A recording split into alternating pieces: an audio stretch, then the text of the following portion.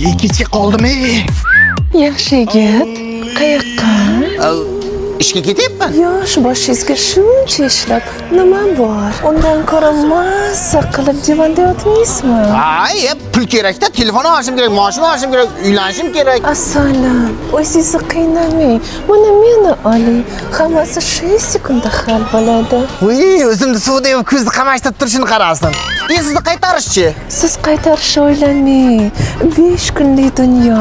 Mazza qilib yashasangizchi. Voy, qanday bo'lar ekan-e? Yo'qmayapmanmi? Yo'q, yoqyapsiz. Unda uyingizga olib kiring.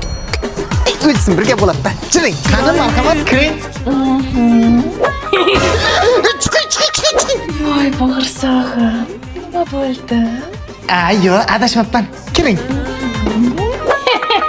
Ya o'zingni jigar, bu jalmoz kim? Chiqing. Mana chiqaman. Avval mana ularni to'la, keyin chiqaman. Bular qaydan paydo bo'ldi? Tug'dim, ishga qura. Divanda mazza qilib yotishlar-chi? Demanda biz mazza qilib yotamiz. Sen kurrada ishlaysan. Ya onalarni ko'rsin, bu kredit deganlar olishdan oldin hamma masalani yechimiga o'xshagan jononday ko'rinar ekan-da. Ko'lashga kelganda chista jalmoz qaylan ekan-ku bular. Jo'xa ishga.